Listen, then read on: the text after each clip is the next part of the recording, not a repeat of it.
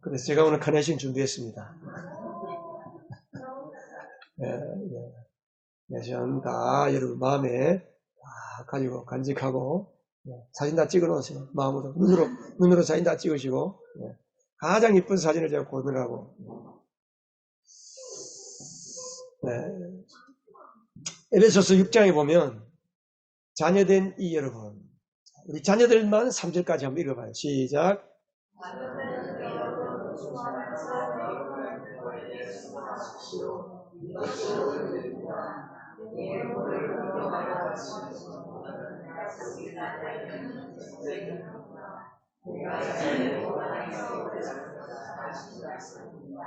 아멘.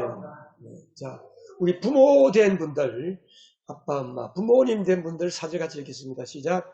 또 아버지 된 이 여러분, 여러분의 자녀를 노엽게 하지 말고 주님의 훈련과 훈계로 기르십시오. 아멘. 이 네 구절 한마디로 말하면 우리 자녀들은 부모님께 순종하고 부모님을 공경하면 이 땅에서 성공하고 잘되고 오래 산다는 하나님의 약속이에요. 다 성공하고 싶죠? 그래서 좋은 대학 가고 좋은 직장 취직하고 돈 많이 벌어서 성공하려고 그렇게 하는 거예요. 근데 그거는 성공이 아니에요. 돈 많이 벌어도 실패하는 인생들이 꽉 찼어요. 우리가 진짜 성공하려면 부모님의 말씀에 순종하고 부모님을 공경합니다. 그래서 성경에는 효도하라는 말이 없어요. 효도는 유교에서 나온 이야기예요. 하나님은, 성경은 부모를 공경하라.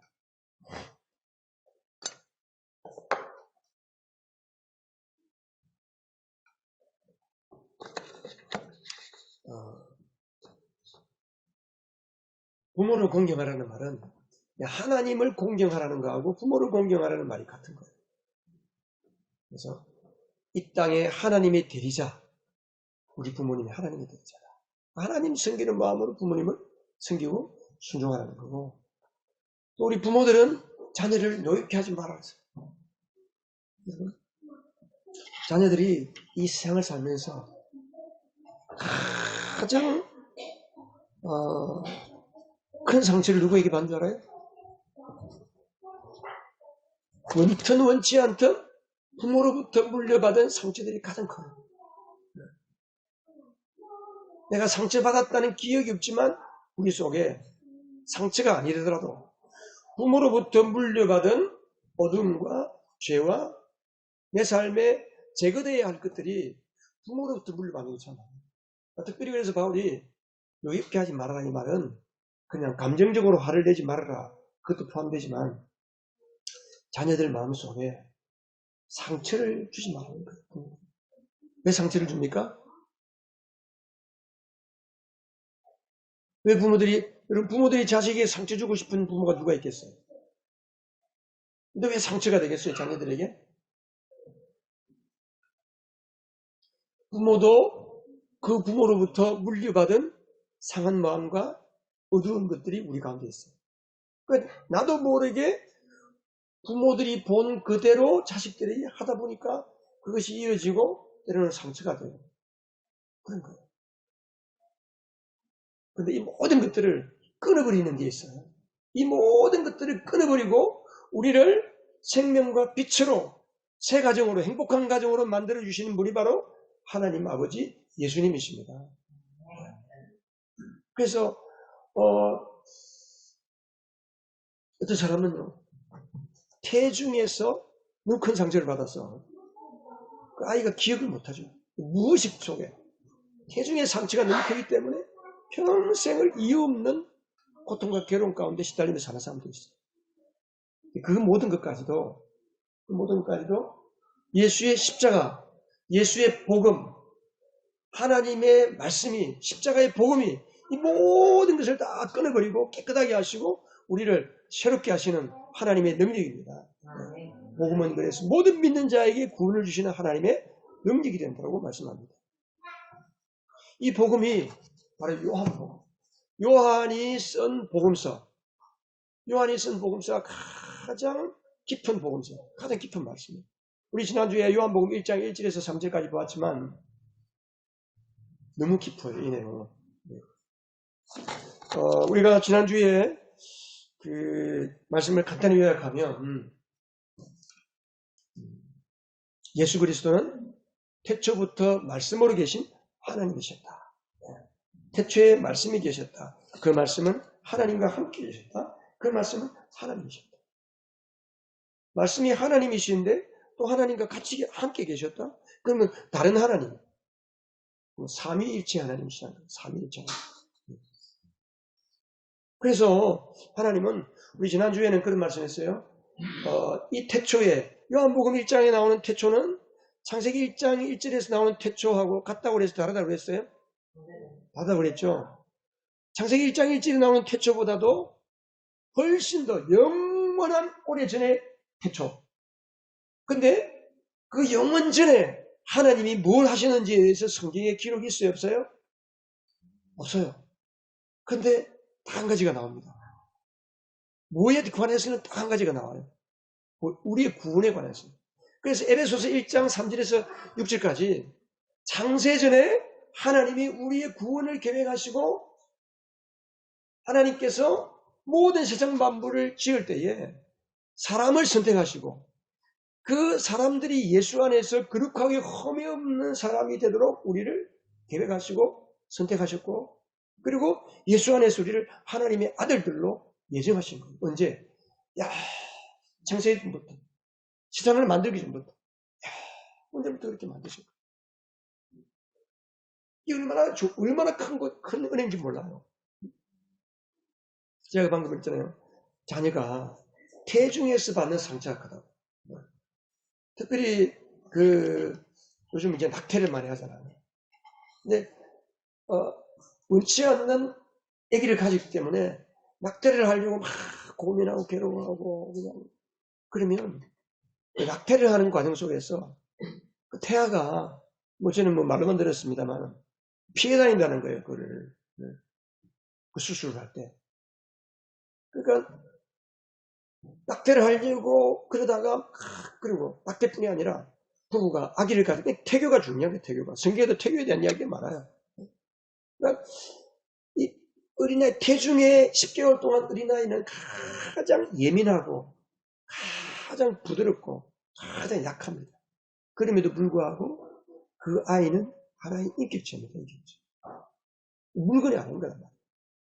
우리가 지금 그 낙태법 통과됐죠? 우리나라도. 그죠? 통과가 안 됐나요? 그래서 몇 주 통과된 걸로 알고 있는데 몇 주 통과 안 됐나?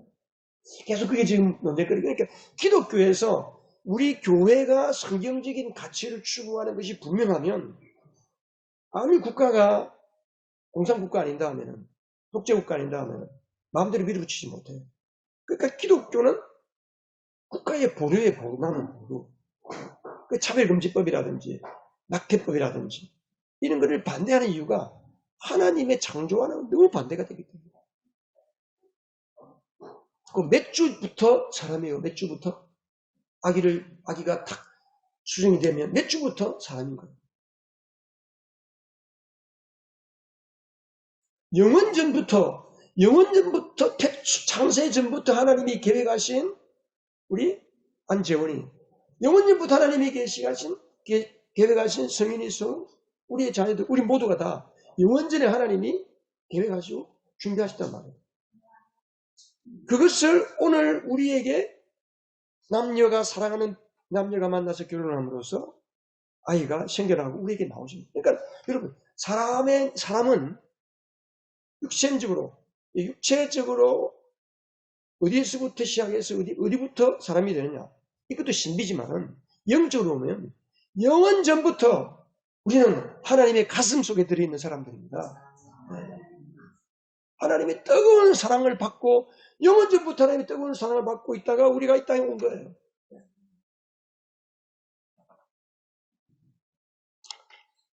그래서 영원하신 하나님을 생각하면 그 영원하신 하나님의 품속에 나도 있었구나 하는 마음을 늘 가지시기 바랍니다. 그 예수 믿는 거에 예수 믿는 사람의 축복입니다. 축복. 근데 이 태초에 말씀으로 계신 하나님을 로고스를 말씀으로 번역했다고 그랬잖아요. 지난주에. 여러분, 왜 성경을 번역하는 분들이 물론 중국 성경이 먼저 있었거든요. 중국은 오래전에 당나라 때인가 그보다 훨씬 더 이전에 복음이 중국에 들어갔어요. 그래서 이제 경교라는 그 이름으로 복음이 전해졌어요. 이게 중국의 성경이 우리나라 성경보다 훨씬 더 오래됐죠. 중국 성경에는 요한복음이 태초에 말씀이 계셨다. 이것을 태초에 도가 있었다. 길도자, 말씀도자, 도가 있었다. 도가 있었다. 지하철 가끔 서면 지하철에 가면 도에 관심 있습니까? 뭐 그런 사람 있잖아. 그 도 말고. 그래서 이제 그 한국으로 번역할 때 외국의 선교사와 또 처음으로 예수 믿은 그 한국인하고 한자 말과 영어 성경과 이런 걸 나눠서 이제 번역을 했는데 말씀으로 번역했어요. 자, 왜 소리가 있다고 하지 않았을까? 태초에 소리가 계셨다 하지 않았을까? 소리와 말씀의 차이가 뭘까요?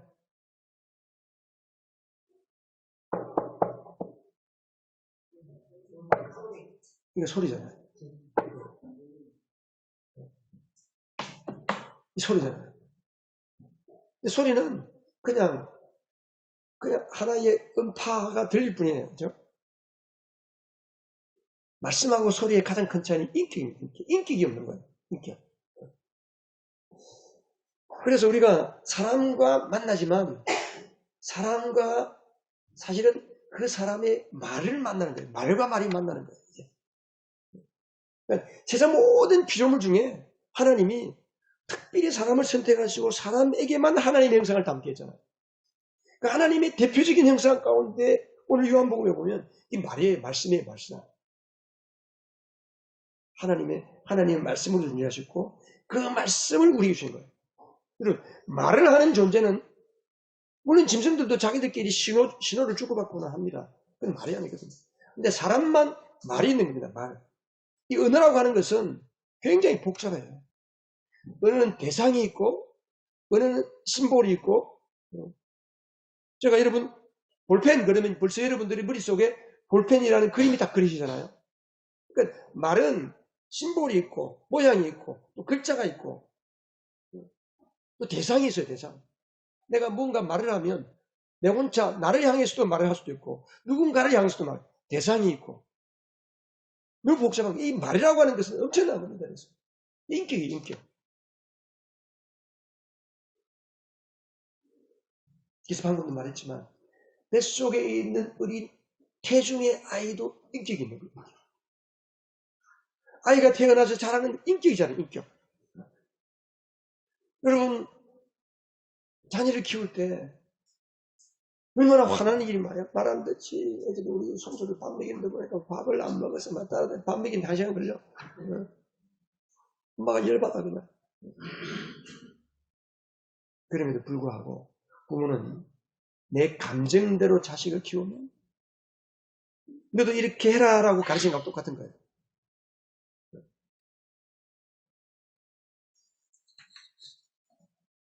하나님의 말씀은 인격. 우리가 하나님을 믿을 때 인격적으로 믿어, 인격적으로. 인격적이라는 게 뭐예요? 물건은 인격이 없잖아요. 내 마음대로 취급하잖아요. 우리가 살아가는 도구잖아요, 도구. 찬송가, 물건이 이제 도구잖아요. 그죠? 찬송을 할 때 있는 악보, 도구잖아요. 뭐 지금 던져도 도구니까. 근데 사람은 인격이에요, 인격. 하나님도 인격이세요. 하나님도 여러분, 상처를 따지라면 하나님이 가장 많이 상처받았을 거예요. 여러분 동의하십니까? 그랬을 거예요. 하나님 우리 때문에 가장 많이 상처받았어요. 속상해요. 오늘 여러분 요한복음 1장 1절에서 14절 이거 읽으면서 하나님의 속상한 마음을 알 수 있어요. 하나님의 안타까운 마음을 알 수 있어요. 하나님이 영원전부터 우리를 계획하시고 영원전부터 우리를 사랑하신 그 하나님이 우리를 향해 찾아오셨어요.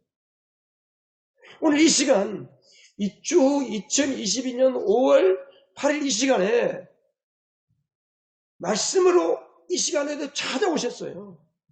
그 말씀으로 찾아오신 그 하나님 앞에 우리가 얼마나 하나님을 인격적으로 대하고 있냐는 거예요. 그리고 예배는 그냥 우리가 기독교 종교 의식을 행하는 시간이 아닙니다. 하나님을 인격적으로 대하는 거예요. 그래서 제가 예배 시간에 눈 뜨라는 이유가 뭐냐면요. 누군가가 내 앞에서 이야기하는데 눈 딱 감고 이렇게 딱 있으면은 말하는 사람이 어떻게 했어요? 하나님 똑같은 거예요. 예배를 드릴 때도 마찬가지예요. 찬양할 때도 마찬가지예요. 찬양을 할 때도 가사를 이렇게 우리가 이제 가사를 읽잖아요. 가사를 부르잖아요.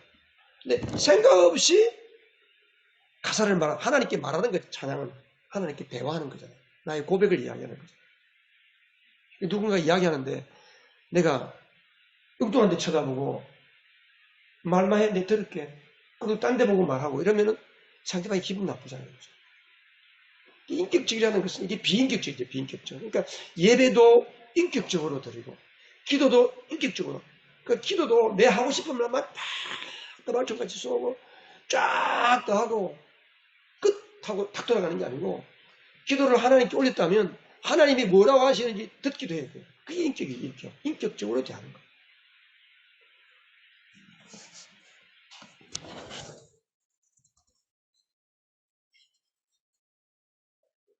그래서 우리가 성경을 읽을 때도 하나님의 말씀인 성경을 읽을 때도 숙제하는 기분으로 성경을 읽지 마세요. 우리가 매일 성경을 읽고 있잖아요. 지금 이제 이번 주부터 사사기인데 우리 경만 집사님은 성경 쓰기를 하고 계신데 너무 좋습니다. 그런데 그것을 숙제로 하면은 아무런 의미가 없어요. 오늘 내가 이 부분 분량을 읽어야지. 뭐 자칫하면 그렇게 할 수 있거든요. 이 분량을 내가 채워야지. 그럼 숙제가 되는 거예요. 인격으로. 오늘 하나님이 나에게 뭐라고 말씀하실까? 나를 사랑하시는 하나님께서 나에게 어떤 말씀을 하실까? 하나님께 말씀을 듣는 마음으로 성경을 읽고 제가 매일 우리 단톡방에 카톡으로 성경 읽기 파일을 올려드리잖아요. 듣기 파일을. 그럼 그 들을 때도 하나님이 말씀하시는 음성으로 들어보는 거예요. 그 우리 속에 그 말씀뿐이 아니라 그 말씀으로 인해서 성령께서 온갖 생각을 떠올리게 하고 묵상이 되게 하고 이 말씀이 이거구나. 이 말씀은 나에게 이렇게 해당되는구나 하고 막 생각이 떠오르게 하는 거예요. 그런데 하나님 말씀과 내가 서로 교감이 되고 인격적인 교감이 되는 거죠. 그래서 우리가 하나님을 인격적으로 대한다는 것은 딱 한마디로 줄이면 하나님의 마음을 아는 겁니다. 인격적인 신앙이라서 하나님의 마음을 알고 신앙생활을 하는 거예요. 성경을 읽어도 하나님의 마음이 무엇인지를 알아야 돼요. 설교를 해도 저는 하나님의 마음을 설교하려고 하는 거예요. 그래서 말씀을 들을 때도 오늘 목사님을 통해서 하나님이 나에게 어떤 마음을 주셨는가에 대해서 초점을 맞춰야 돼요. 그냥 성경의 내용이 아니고 성경 지식 알아서 뭐 하겠습니까? 하나님의 마음을 아는 거예요. 오늘 요한복음 1장 1절에서 14절까지 사도 요한을 통해서 하나님이 그 영원전부터 계신 하나님이 생명과 빛으로 오시고 그 자기 백성을 찾아가서 어두움 가운데 죽음 가운데 죄와 어둠과 죽음 가운데 있는 그 이스라엘을 찾아가서 내가 너희들이 기다리는 메시아다. 너희들에게 생명이고 빛이다. 그것을 예수님께서 3년 반 동안 기적을 통해서 보여주셨잖아요. 눈먼 소경, 태어날 때부터 동공이 없는 그 소경의 눈에다가 진흙을 이겨서 집어넣고 눈을 떠서 보게 하고 죽은 나사로가 살이 됐는데 살이 다시 살려내고 물 위를 걸어가시고 물을 포도주로 만들고 보리떡 5개로 5,000명을 먹이는 이런 정말 안 믿는 사람들이 성경 읽으면 순 거짓말이잖아요. 완전 거짓말이잖아요. 그런 거짓말 같은 기적을 예수님께서 3년 반 동안 요한복음의 21장 31절에 보면 예수님께서 이 땅에 행하신 기적을 글로 기록한다면 이 세상에 담아둘 수가 없을 정도로 수많은 기적을 행했어요. 왜 그랬습니까? 내가 너희들을 찾아온 하나님이다. 너희들 어둠 가운데 있지만 내가 생명이다.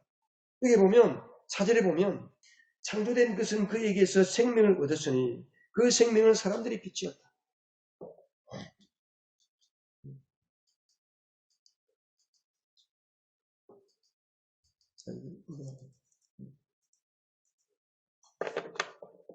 그러니까 하나님을 떠나서 사니까 하나님을 떠나면 죽음이에요. 여러분, 어린아이가, 갓난아기가 엄마의 품을 떠나면 죽음입니다. 그렇죠. 모세가 그 모세가 어머니의 요게베스의 그 품을 떠나는 순간 죽음이잖아요.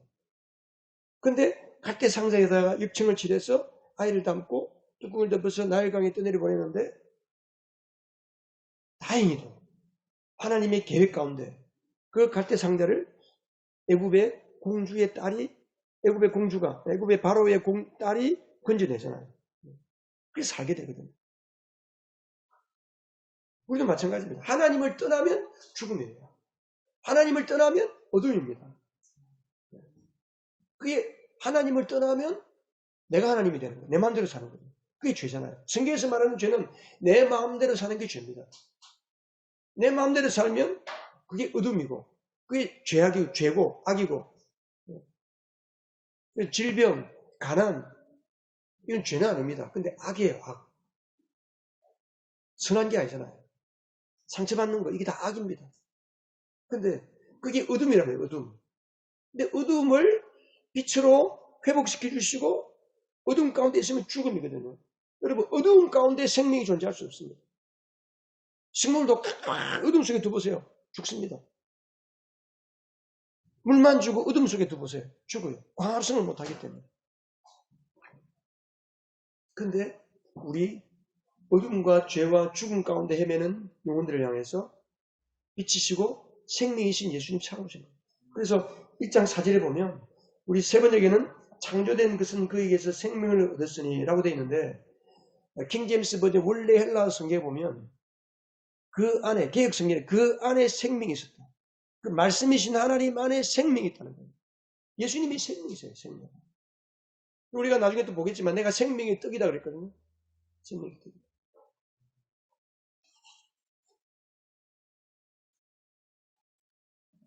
그래서 그 예수님이 그 말씀이신 예수님이 우리를 창조하셨다. 2절에 3절에 보면 모든 것이 그로 말미암아 창조되었다. 그런 표현이 있잖아요. 이 말미암는다 이 말은 뭐냐 하면 by him 뭐뭐에 의해서 하나님에 의해서 말씀에 의해서 우리가 창조된 겁니다. 이 세상 모든 피조물은 예수 그리스도의 말씀에 의해서 지어졌습니다. 그러니까 창조된 것 보면 그가 없이 창조된 것은 하나도 없다. 그러니까 이 세상의 모든 피조물 속에는 말씀이신 하나님의 흔적이 다 있는 거예요. 다 있어요. 인공으로 만드는 거 말고 자연 이것도 사실은 이게 생화가 아니거든요. 조화죠, 조화. 이 생화, 꽃.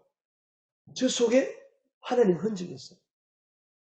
그래서 우리가 하늘의 별을 보고 하늘의 달을 보고 태양을 보고 바다를 보고 산을 보고 자연을 보면서 하나님을 더듬어서 알 수 있도록 해주신 것이 하나님의 창조의 섭리예요. 이것을 가리켜서 자연 계시다.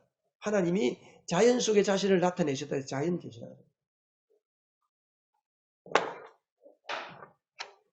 예수님의 흔적이 묻어있지 않는 것이 없습니다. 여러분, 기업체를 보세요. 기업체. 어떤 기업체를 어떤 창업주가 이제 조그만 구멍가게에서부터 시작을 했습니다. 우리나라 삼성도 그렇고 현대도 그렇고 조그만한 기업에서 했잖아요. 현대 정주영 씨도 뭐 쌀 가게, 쌀 파는 가게에서 쌀 장사했잖아요. 그래서부터 오늘 세계적인 대기업이 됐잖아요.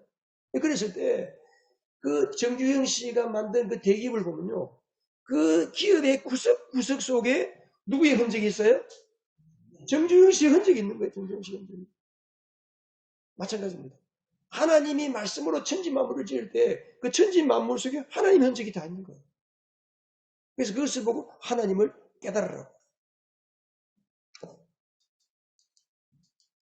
우리 같이 한번 읽어보겠습니다. 시작. 이 세상 창조 때로부터 하나님의 보이지 않는 속성, 곧 그분의 영원하신 능력과 신성은 사람이 그 지으신 만물을 보고서 깨닫게 되어 있습니다. 그러므로 사람들은 핑계댈 수가 없습니다. 핑계댈 수가 없습니다. 그래서 오래전에 복음이 들어가지 않은 그곳에는 자연 만물 속을 보면서 하나님이 계시다. 저 하늘에 누군가가 계시다. 그래서 사람들마다 다 신을 향한, 하나님을 향한 마음이 있는 거예요. 종교성이 종교성. 여러분, 우리의 본질이 뭘까요? 우리의 본질은 말씀입니다. 말씀. 하나님이 흙으로 사람을 만들었지만 그 흙 이전에 육체고. 이 사람의 전체적인 속에는 뭐가 있느냐? 하나님이 말씀이신 하나님이 우리를 지었기 때문에 우리 안에는 하나님의 말씀이 들어있는 거예요. 말씀. 그래서 은혜라는 것이 우리가 말을 한다는 것은 곧 하나님의 말씀이에요. 그래서 여러분 창세기 11장에 가면 그들이 바벨탑을 쌓잖아요. 노아 사건 이후에 더 이상 물로 심판을 받지 않겠다 그래가지고 높은 바벨탑을 쌓습니다. 하나님이 보시고 와, 저것들이 또 안타까운 짓을 하는구나. 헛된 짓을 하는구나. 안 되겠다. 그래서 하나님께서 어떻게 하셨어요? 은혜를 혼잡시켜버렸어요. 은혜를. 그래서 갑자기 말이 이상해져 버리는 거예요. 그 답을 쌓다가 말이 달라지니까 벽돌을 가지고 오시고 그랬는데 벽돌을 안 가지고 나무를 갖고 오는 거예요. 벽돌을 가지고 오라고 했잖아요. 무슨 말인지 모르는 거예요. 갑자기. 은혜가 혼잡돼 버린 거예요. 혼잡. 그래서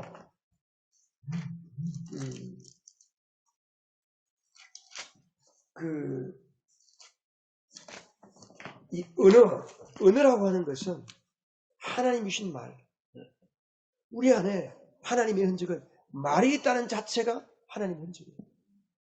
안타깝게도 태어나면서부터 말을 못하는 분들도 있어요. 그렇지만 말을 하지 못하지만 그분들은 또 다르게 수화나 다른 행동을 통해서 또 다른 대화의 수단이 있죠.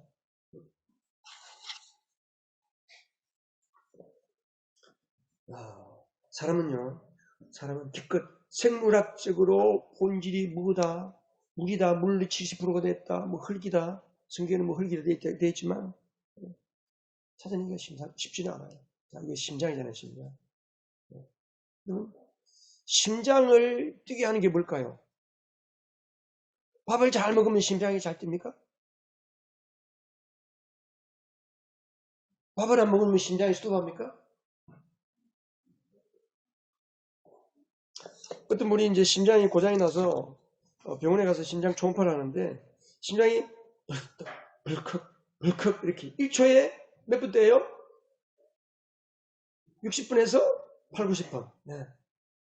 뭐 운동을 막 심하게 하면 120, 130까지 올라가고 막 이렇게. 한순간도 쉬지 않고 평생을 펌프질하는 거예요, 심장이. 야, 여러분, 어떤 기계가 100년 동안, 지금 우리나라에 오래 살고 계신 김영석 교수가 106세인가요? 그 100년이 넘도록 어떻게 고장이 안 나오고 이렇게 계속 이렇게 될 수 있냐는 거예요. 의사 이야기가 심장도 그렇고 우리 모든 장기들이 고장이 난다는 거예요. 우리도 모르게. 우리도 모르게 고장이 나는데 우리도 모르게 복원력이 돼. 자기 스스로가 고치는 힘이 있는 거예요. 이걸 가리켜서 면역력, 복원력, 회복력이라는 거예요. 세상에 어떤 기계가 이렇게 정밀한 기계가, 기계가 정밀하면 정밀할수록 고장이 쉽게 나고, 정밀한 기계는 고장이 나면 쉽게 못 고치잖아요. 여러분, 이거 보세요. 이게 뭐예요? 반도체예요. 어마어마한 용량.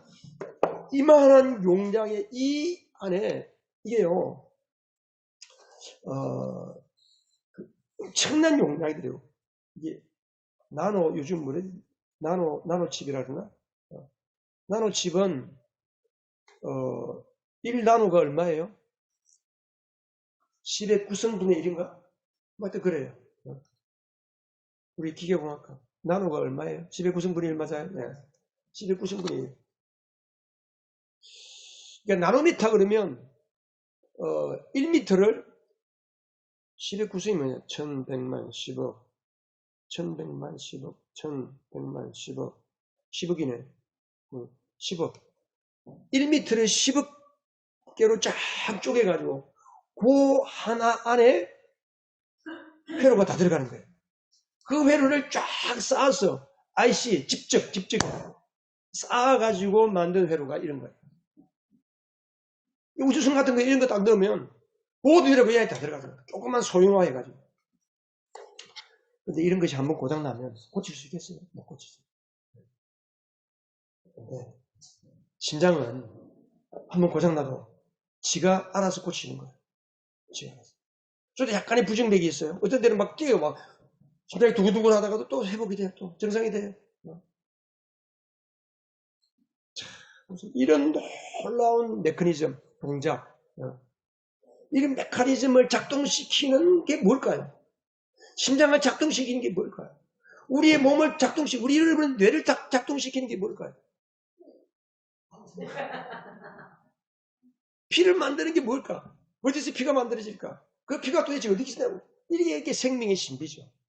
결국은 우리의 본질은 하나님이고, 더 구체적으로 말하면 말씀이 우리를 지으신 거예요. 그래서 우리가 말씀을 떠나가면 그때부터 어둠으로 들어가게 되고 죄가 들어갑니다. 우리 예수를 믿는 게 얼마나 복음인지 모릅니다. 예수를 믿고 예수를 믿는다는 것은 하나님의 말씀을 믿는 거잖아요. 하나님의 말씀 중에서도 십자가의 복음과 부활, 이 복음의 말씀이 우리 속에 들어오기 시작하면 육신의 질병이 고침받고 마음의 고통이 치유되고 우리의 모든 엉키고 설킨 인간관계가 회복이 되고 우리의 삶이 하나님의 생명으로 회복이 되는 것입니다. 이 말씀의 힘이죠. 말씀으로 존재하신 하나님이 세상을 만드시고 나를 지으시고 영원 전부터 계획하셨다가 지금 나를 만드시고 이 땅에 존재하게 하신 하나님. 그 생명의 힘, 그러니까 말씀의 생명이 심장을 뛰게 하는 거예요. 그 뇌과학자들이 연구를 해보니까 이 기억이 말이죠. 사람은 뇌에서만 기억한 줄 알았는데 그 오스트레일리아 호주에서도 옛날에 사건이 있었어요. 어떤 그 건설 노동자가 일을 하다가 철근인가 쇠 막대기가 떨어졌는데 이 머리를 관통을 해서 이쪽을 얼굴을 뚫고 나온 거예요. 이렇게. 근데 이제 이 전두엽이 머리 이마 앞에 있는 전두엽이잖아. 전두엽이 우리의 모든 기억의 저장 장치거든. 그걸 뚫고 나왔어요. 근데 그 사람이 갑자기 다른 행동을 하는 거예요. 그 자기가 기억이 어디서 나오는지 사람들이 보니까요. 뇌가 손상이 되는데 그 기억이 심장에 있다는 거예요. 심장에도 기억하는 게 있다는 거예요. 기억. 심장이 기억을 하고 있다가 심장에 있는 기억이 그 사람에게 기억이 나가지고 행동을 하고 옛날에 자기가 그런 심장에 쌓여있는 그 기억을 가지고 사는 그런 것도 지금 발표가 되어 있거든요. 참 신기해요. 하나님의 말씀. 그래서 그 예수님 안에 생명이 있고 빛이 있다. 생명이 있고 빛이 있다.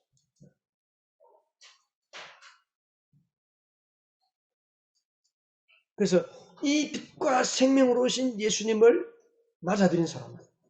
그게 보면 요한복음 우리 아까 찬양도 했잖아요. 찬양할 때 제가 이제 이렇게 말씀을 준비하면 말씀에 맞는 찬양을 골라야 돼요. 말씀에 맞는 찬양을 고르기가 참 힘들어요. 어떤 때는 생각이 안 나요. 오늘도 마찬가지고 오늘도 그냥 우리 지희한테 PPT 만들려고 제가 큐시트를 보냈는데 두 분. 처음에는 찬송가 84장 했다가 그 다음에 또 다른 거 했다가 오늘 아침에 다시 이제 말씀을 이렇게 교회 와서 묵상하다가 갑자기 이 찬양이 막 생각이 나는 거예요. 예수 안에 생명이 있네. 빛이 되시네. 갑자기 생각이 나는 거예요. 누가 이 생각을 주셨어요? 성령님 주신 거예요. 그런 게 너무 많아요. 말씀을 준비할 때 말씀을 읽고 준비하고 와서 원고 정리를 다시 하고 막 설교지가 잘라내거든요. 너무 시간이 길다 그러니까 잘라내고 잘라내는데 잘라내는 과정 속에서 하나님이 또 찬양을 주시는 거예요. 이 찬양이 오늘 우리가 그 요한복음 읽었던 내용하고 너무 비슷한 거예요. 죄인들을 위하여 주님 찾아오셨네. 주 안에 생명이 있네. 죄인들을 위하여 주님 찾아왔으나 사람들 영접하는데. 그 요한복음 1장에 그랬잖아요. 자기 백성에게 왔지만은 이스라엘, 하나님이 하나님의 백성으로 삼고 그 이스라엘을 통하여 하나님을 만방에 알리려고 하는 자기 백성 삼으신 이스라엘을 향해 찾아왔지만 자기 백성이 자기들이 기다리던 메시아, 자기들이 그림 그리고 있는 메시아가 아니라고 해서 예수님을 죽이잖아요.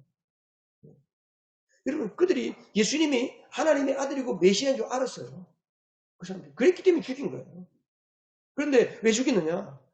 예수님을 메시아로 인정하고 예수님이 그리스도라는 것을 인정하면 그 종교의 권력을 잡고 있는 이스라엘의 정치를 하고 있는 대제사장들, 사두개파들, 이스라엘 정치는 종교 사회거든요.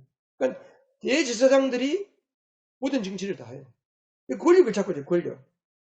자기들이 잡고 있는 권력을 뺏기게 되잖아요. 그 예수 앞에 다 갖다 내야 돼. 그 앞에 무릎 꿇어야 되니까. 그게 싫으니까 예수를 죽인 거예요.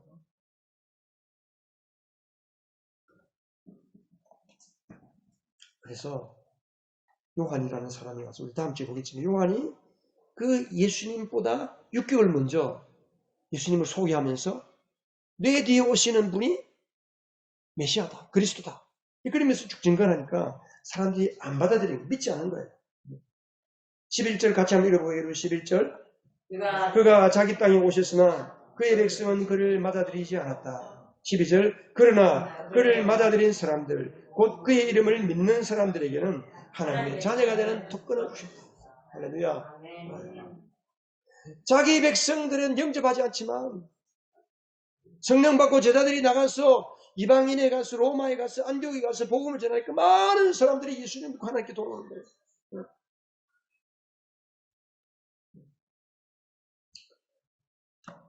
그래서 영접하는 사람, 그를 받아들이는 사람, 예수님이 하나님이시구나, 예수님이 창조주시구나, 나의 인생의 본질 속에 하나님이 계시는구나, 하나님의 요소가 있구나.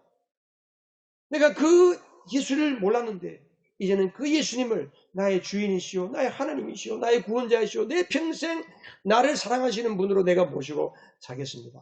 이제는 내가 주인이 아닙니다. 예수님 나의 인생의 주인으로 모시고 살겠습니다 하고 그게 믿어질 때, 그게 성령이 하시는 일이고, 믿어질 때에 그 증거로 세례를 받고 하나님의 자녀가 되는 거예요.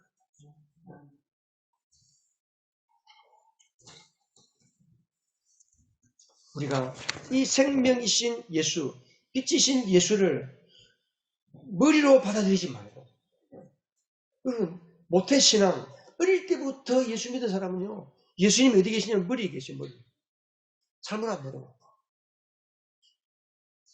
예수님을 가슴으로 모셔드리고 내가 받아들이는, 영접하는 건 여러분, 영접기도 한다는 게 아닌데, 여러분 요한복음 1장 12절에 사람들이 많이 오해하는데, 영접기도 하면 예수님이 오신다? 그런 말이 아니에요. 내 인생과 내 삶에 내가 받아들이는 거예요. 하나님 인정하고 받아들이고 그분을 따라 살고, 그래서 성령이 깨달아지고 믿어지게 하면 그 믿음을 고백하고 세례받고, 그래서 그때부터는 성령이 내 안에 들어오셔서 성령이 생각을 주시는 거예요. 오늘 아침에 찬양을 주신 것처럼 뭔가 행동할 때, 그래서 성령을 따라 사는, 예수 믿는 사람은 성령을 따라 사는 사람이에요. 순간순간 성령을 따라가는 거예요. 예전까지는 순간순간 욕심 따라가고 돈 따라가고 돈 계산기 두드려가지고 뭐가 유익한지 뭐가 좋은지 내가 좋아하는 게 뭔지 그걸 따라 선택했는데, 예수 믿고 거듭나고 난 사람은 누군가 나를 자극하면 순간적으로 튀어나오는 것에 따라 살지 않고, 그게 옛사람이거든. 스트레스를 주면 순간적으로 팍 튀어나오는 게 옛사람이야. 그 옛사람은 십자가에 죽었잖아요. 이제는 성령님이 뭐라고 말씀하십니까? 성령의 생각을 모르는 거, 주님 알겠습니다. 그래서 순종하고 해보고 그게 쌓이고 쌓이면 예수님의 인격이 되고 예수님의 장성한 분량이 충분한 자리까지 가서 살아가는 거죠.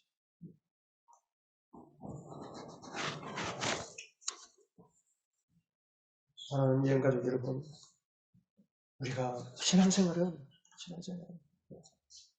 나와 주님이 하나가 되어서 내 안에 살고 계시고, 예수님이 내 안에 들어오셔서 나의 영과 한 영이 되어서 하나가 되었어. 예수님 따로 내 따로가 아니고 예수님과 예수님의 성령이 나와 하나가 되었어. 내 말이 사람의 말이 아니라 하나님이 말씀하시는 말처럼 말을 하고, 하나님의 말씀의 형상을 따라서 내가 말이 나가고 가정생활이 되고 가족관계 대화도 마찬가지입니다. 그래서 그게 하나님의 자녀의 특권이고, 하나님의 자녀가 되면요, 가정이 행복해지지 않을 수가 없는 거예요. 할렐루야.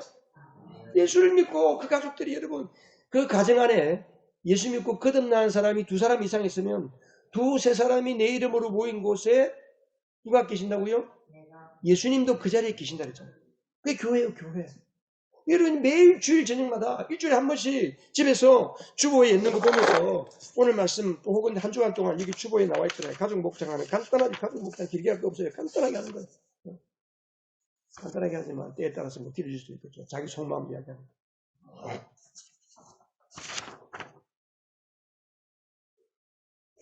제가 오늘 목회자 코너 쓰는데 한번 읽어보시고 다음 주에도 계속해서 쓰겠지만 그래서 우리가 말씀이 충만한 가정, 말씀이 충만한 심령, 말씀이 충만한 인생이 되어서 하나님의 자녀의 특권을 누리는 우리 모두가 되시기를 주님의 이름으로 축복합니다.